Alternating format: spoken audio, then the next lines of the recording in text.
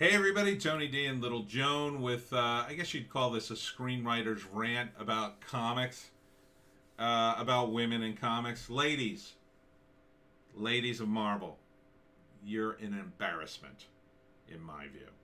Just an embarrassment. If you had gone back in time to the 90s, the heyday of, you know, Image and everybody was buying comics and it was, we were at our peak. It wasn't a great time for comics, don't get me wrong. The actual product themselves was crap, but everybody was in on it, and it was crazy times, crazy times. I was doing my TV show, the comic book show, and we were going to conventions and interviewing all the artists and writers and learn about comics, but there were all these crazy companies trying to capitalize on it. But there was money. And few people got in that were good, and there were, it was still mostly crap. But even at its height, ladies, and I'm talking to the ladies of Marvel who run the show now, that was better than this. This embarrassment. My God. So, in case you've been living under a rock or you just don't care about comics like a normal person, they are doing a Hellfire Gala in X-Men Comics. And what that is the Hellfire Club were the bad guys in the X-Men. They were like an old school, initially they were like an old school club that only mutants could belong to, but they were evil mutants. And but they had been around a long time, and this is back in the when Chris Claremont was in his prime, writing great stuff. And so they introduced all these evil characters, evil mutants for the X-Men to fight, and they were great. Now they're all good guys. There are no good guys or bad guys in the X-Men. They're all just mutants, and they all just hang out. Part of that, a lot of people. I just watched RJ over at the Fourth Age, and he always has a great take on this. Part of that is definitely what he talks about, which is the progressives turning all the heroes and the villains and the heroes, and essentially just blurring the lines, and they have no distinction because they don't know what a hero is. But I think part of it too is strictly corporate. That corporate has certain characters, they're trademarked, they love them, they're in the mix constantly, and eventually they just become heroes because they've made them too popular. They just keep bringing them back again and again. Venom is an example of that. Venom was a bad guy. He's always been a bad guy. Even in the movies, they try to make him a good guy, and he's not a good guy. He's a bad guy. He's a bad alien. Eddie in the comics is a horrible guy, hateful guy, hates Peter Parker, tries to kill him on multiple occasions. But they've turned him into a good guy because he's too popular. See, they need to have an excuse to keep bringing him back. They do the same thing with the Joker if they could. If the Joker didn't have bodies piled to the ceiling like Pol Pot, they would make the Joker a good guy. They would try to. That's why you have Harley Quinn. This way they get to make kind of a Joker the good guy, and they get to put boobs on her. So, the ladies of Marvel, besides being, in my view, absolute corporate shills. Oh, you love the corporation, don't you? You love that they give you so much money, and you can have milkshakes, and you can run around in the Marvel offices and seem important and have titles. Ooh. And then you could get on Twitter and like someone's daughter who's out of control. You just say and do whatever you want, piss off people, and Daddy protects you. Daddy being the corporation. Daddy loves you. Daddy will just keep giving you money. So this is the end result. The Hellfire Gala, where the ladies of Marvel decide, we'll dress up all the characters in fancy clothes and people will read it and love it. No, they won't. You woketards. No one likes this. This is getting laughed off the internet. So this is some of the outfits. This is Professor X, if you can believe it. First off, he's standing up. He should be standing up. He should be in his wheelchair. He looks like an idiot, even by the standards of the gala. Why would you have him dressed this way at a gala? He can't see anything. How's he gonna have his wine and his appetizer? He's got this big helmet on his head. Makes zero sense. Now Jubilee looks nice. And granted, you could have had the women of Marvel Comics. Hey, back in the day, we had the bikini things. The bikini things, and there were a couple of guys in the mix, but mostly the ladies. But look at Magneto. Like, what is he? Is he? I don't know. He looks like some sort of Austrian butler. I don't even know how to describe it. Wolverine looks good, I guess. I mean, at least you didn't give him a crazy outfit like Magneto. I mean, at least you kept Wolverine in the mix. But my God, Magneto, it's just an embarrassment. Just an embarrassment. It's like you have no idea who Magneto is. And Magneto is a tyrant, a bad guy. Like this entire gala event could have been done with just the villains. Would have made sense. And here's some of the others. Look at Colossus. This outfit makes zero sense on many different levels. Kurt looks like a swashbuckler because, why wouldn't you want to look like a swashbuckler at a gala event? Like, and you got all these capes, like, you're going to be eating dinner at a fancy party. All this stuff has to come off. Storm, kind of looks like Storm. It's just a slightly fancier Storm. Actually, this could be a superhero outfit when you look at it. But, it's sexy. What happened to not making women sexual objects, ladies of Marvel? Oh, I guess that goes out the window when you're doing something. Colossus just looks ridiculous. Not sure what the deal is with his whole look, really. He kind of looks like I don't know, a Russian pimp. What are you doing here? What are you doing? This is madness. This is what the hell's her name? She's the one who's normally covered in these spines, but somehow I don't know. She's cured, I guess, for this. Look at this lineup: Hellions. This is Cyclops, by the way. Now Cyclops, you covered her up, but then you gave her like this giant cleavage thing, which doesn't work because it's a two-dimensional image. So, front-facing cleavage doesn't quite work. Doesn't look like anything. Makes her look flat-chested and her boobs flabby. You dummies. Is that Apocalypse? What is he even doing here? He's bad guy. There's what's-her-face? Another bad guy. Havoc. Who's been dead how many times? Oh, here all that. Mr. Sinister. No, that's Mr. Sinister. Sorry, it's the proto Apocalypse, I guess. Exodus. I don't even know that guy. And then look, poor Angel. Jesus. I mean, I think it was better when he had his wings ripped off. At least he didn't have to dress like. I don't know, looks like a Greek male stripper, I guess, with wings. Then you got Jean Grey. Jean Grey is just wearing her work clothes. What's this? I mean, other than giving her that, like, trail, I mean, this is pretty much what she wears. Do you even have a concept of what you're doing? Have you ever read a comic book in your life? And, of course, Emma Frost. Now, Emma Frost, her whole deal was that she would dress provocatively. And, she would put her in negligees, and that was her character. Now everybody's Emma Frost, essentially. And look at poor Rachel Summers. This is just the dumbest thing I've ever seen. She wouldn't dress this way. Why don't you put her in a nice dress? What the hell are you doing? Why would she wear this to a gala? She can't eat it. How's she supposed to sit at the table with these spikes coming out of her chest? Oh my God, it's embarrassing. This is all just very embarrassing. Oh, here's a couple other guys. I can't even read. Marauders. Oh, Banshee. Isn't he dead? Half these guys are been dead 3 times. Oh, here's X-Force.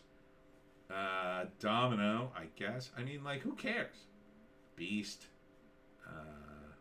Kid Omega. I don't know who he is. Sage. Some of these new characters you've added. Oh, who's this? I don't even know this. Who's that? Who's that? I don't know. Don't recognize half these characters. Iceman. I don't know what they're going for here. Iceman, of course, who they, ignored previous history of the character and then made him gay. All of a sudden, he came out as gay. Warpath, Madrox. Don't know that guy. These are, some of the new characters, I guess. If I hear, we're so sexy on a stairwell. Like, who cares? When I think of comics, the first thing I think of is, hey, let's go to a fancy party. Here's some more Emma. If I can get the picture up. Yeah, it's Emma with like a boob window. Doesn't that's her. Like, she would do that, but not the other X-Men. The X-Men would be, and then Cyclops again, just going to work. Yep, just going to work. Gonna go get some bad guys. You guys have a nice party.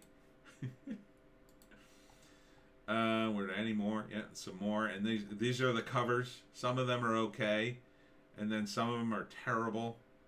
New Mutants cover, fully painted, just terrible stuff here. Now, this is about the only thing you could do with this idiot concept of a party is have Wolverine and,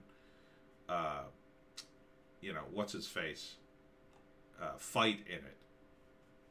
Deadpool. And here they are dancing, everyone, because girls love dancing. Girls love dancing. Thanks for confirming every fear. Again, if you had gone back in time 20 years into a comic book store and said, what do you think Marvel Comics would be like if girls ran the company? They'd go, this? They'd say, oh yeah, there'd be like fancy costumes and parties and girly stuff like this. So you proved us. You proved us all right. That you're incapable of doing superhero comics. Because these aren't superhero comics. In order to have superheroes, you have to have supervillains and fights. You don't have villains anymore. You've blurred the line between heroes and villains. They don't do anything heroic. Now they go to parties. Oh, party! Let's have a party for 12 issues? Are you out of your mind? I've answered my own question. So this will just be great to watch it just tank. It's a shame for all the comic book store guys I know. They're going to get creamed by you woke idiots. But you don't care about that. No, they're toxic males. All the stores have to close anyway and be reopened by females with pink hair. Because that'll work. Because you know the audience like I don't know. You don't know anything. It's a problem. You have no idea about your audience. Well, here's an actual cover. This is actually the way the X-Men are supposed to look like, except for the fact they're running along with villains. Other than that, there's no villains, there's only mutants and humans now. The oppressed and the oppressors, because everything's gone woke and Marxist. I shouldn't say woke anymore. Everything's gone Marxist. But this is just, you're just digging your own, figuratively, grave with the titles, which maybe was the purpose all along. But the plan, as I understand it, and I believe it was RJ who went through this, was to sort of indoctrinate kids and get them reading the new stuff, right? To go through libraries and schools and get them reading the new stuff, which they're trying desperately to transition to, but they can't. Because who wants this? Who wants 12 issues of a party? Makes no sense. The comics are $4.99 now. $4.99. That's $5 a comic. $60 to read about a party. Does that sound good? $60 to read about a party? No way. No way. Even if these comics were good, I wouldn't buy them at $4.99. My God. That's an insane amount of money. Have you seen magazines? And they still have some magazines. What was it? The Cheesecake magazine. I can't think of the name of it anymore. It used to be around all the time. It was a hot seller. You know, you can get a Playboy, I think, for less than $4.99. You can get, you know, car magazines, and you can get these big, thick magazines, and you don't have to pay for them. That's the best part. You can go to Borders and read them for, or not Borders, Barnes and Noble, read them for nothing, put them right back, which is what a lot of people do. Not that anybody's really interested in magazines anymore. I mean, I could get a subscription to National Geographic and get some actual information, although that's gone kind of woke too. I think it's only about $12 if you get it on sale. I mean, compare that to Marvel in terms of the pricing. Do you see the difference here? I could learn about other cultures and animals and see color pictures and read, and sometimes they put in posters and special offers. I mean, that's National Geographic. You're giving me what? Ridiculous stories about fictional characters that have no connection to the modern world whatsoever. I guess it has connection to your modern world. I guess you go to parties. Oh, you go to a party. What next? Are you going to transition to stories about older female mutants who realize that their biological clock is ticking and have to get a man? And how they settle and finally just, you know, jump on the last train out in order to save themselves, you know, get a kid and, you know, become a soccer mom and then lie about their past, about how cool they were. That's the future I see for a lot of you. That'll be the lucky ones among you. The unlucky ones, unfortunately, they won't even get that. They'll just, you know, be alone in their apartment with their cats, I guess, and their comics. Says the guy who's alone with his dog. But, you know, the thing is, these don't connect. They don't connect. Or that rather, they connect with too tiny an audience. I'm sure Twitter's going nuts about this, but even Twitter's making fun of this. You know, you've created this world, and you are at least partly responsible, in which people judge things and then complain about it on Twitter. And that's not good for the top echelon, right? It's good for someone like me. Like if you posted one of my covers and then started complaining about how horrible one of my books was, how sexist it was, and I'm sure you would, you would get me sales. I'd have more sales than I could handle probably. Whereas in your case, you can only lose sales. You can't gain any sales with that sort of strategy, ladies. And, you know, this isn't all ladies. And part of the problem is, you know, progressives, they have all the time in the world because they're very self-centered. They live for themselves pretty much exclusively. They don't have businesses. They tend not to have families. And you've got the more traditional people, and I'll call them more traditional people, not necessarily even conservative.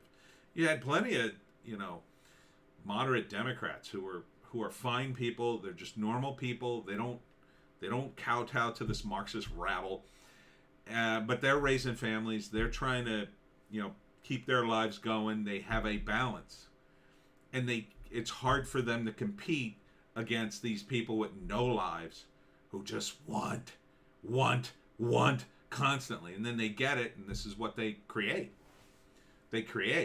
So this is also, you know, a cry for help. This is you desperately trying to make something important that's not. Comics were important because they were subversive for their time. They had messages and stories that you couldn't do on television, which was the only other alternative, television and movies. You couldn't do them, right? You know, so you had a Neil Adams back in the day doing a story about heroin addiction. That was subversive. That was edgy and cool because you couldn't do that on television. You could do it in movies, but that was more limited at the time. It was a lot of money to do a movie, and comics were closer to television anyway. So Neil really did something cool. Same thing with Chris Claremont. Doing an allegory. I was just discussing. Somebody blasted me in the comments about West Side Story, saying like, "Oh, what about 1960s X-Men?" Comparing it to that 1960s X-Men. Really, it was later than that, but the X-Men during the Claremont days was an allegory for civil rights and rights at the time, and racism, and that made sense in the context of that particular story. The X-Men were written the way they were supposed to be written. I mean, Claremont set the tone. It was also very progressive. But you progressives, that's not enough anymore. Because you're so drunk with power. You've become just like the people in socialist countries who gain power. When socialists gain power, this is what they do. They spend more and more time working on their image than actually doing anything for the people, because they quickly realize, oh wow, doing stuff for the people, that's hard. Wow, these are a lot of problems and we can't fix them all in a short period of time. And people are expecting us, and we promised them we'd fix all these things. We promised them equity, and we can't deliver. We're trying, but we can't. And rather than say, well, maybe equity is impossible, they say, no, the problem is not everybody's on board. The problem is, if only we could get rid of the few remaining people who aren't on board. If every single human being thought just like us, then we'd be fine. But it's not true. And nothing will dissuade them from that until they get all the control. And in which case, they'll make up another enemy. And that's what socialist countries do. That's what Cuba did, right? And you can say, well, they tried to kill Fidel Castro. Yeah, and he was crowing about it 50 years later, even when he was on his deathbed, that they're still trying to kill him. Certainly they did, and they didn't like him, but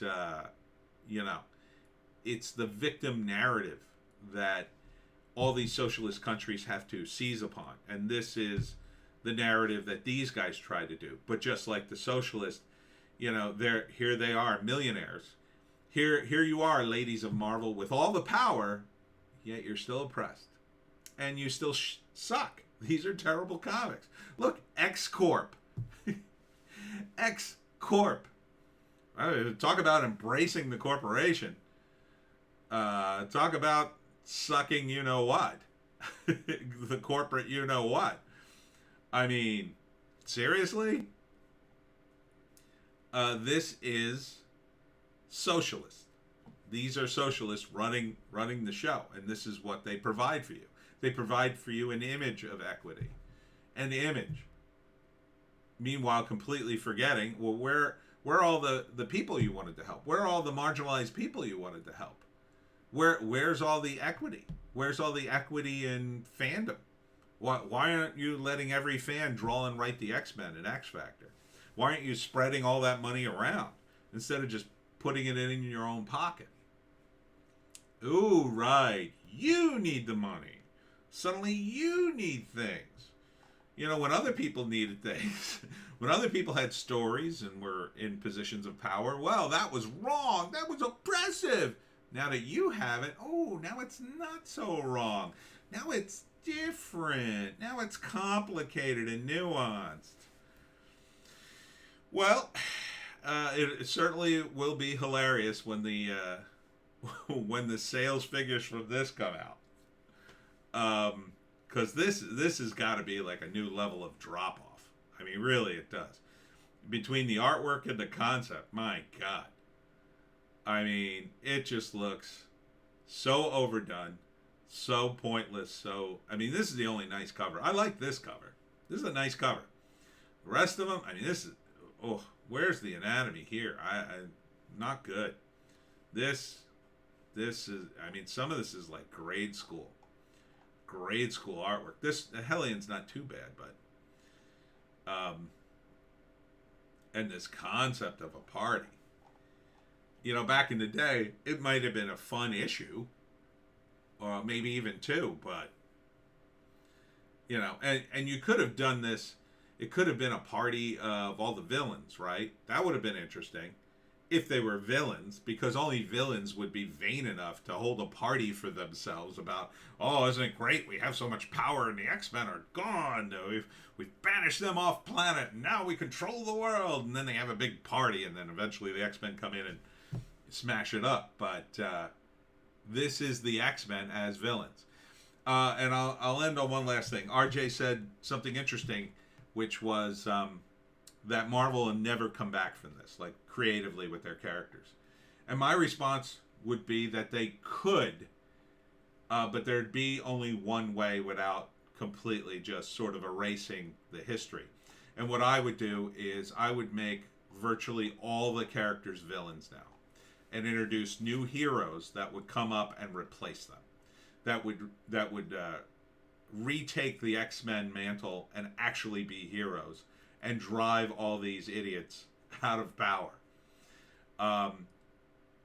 What would be a great issue would be the original X-Men traveling forward in time and meeting themselves in the future and realizing how god-awful they have become and just being horrified by it, and then, you know, either going back in time to, you know, saying, oh god, we have to go back to our present and, you know, fix everything. Maybe that's the way you could do it. Although the way time travel works in Marvel would be a little problematic. But I would just straight up turn 90% of these characters into villains. You know? But, you know, from a creative standpoint, that would work tremendously. It would work fantastic. But from a corporate standpoint, they never stand for it. I mean, you can't turn all our major characters into villains. What the hell are we going to do for movies? So, yeah, I mean, you've really S the bed, ladies. I mean, this is a new low. I can't believe you thought this was a good idea. This is the girliest, most woke-tarded thing I've ever seen in comics yet. Good luck.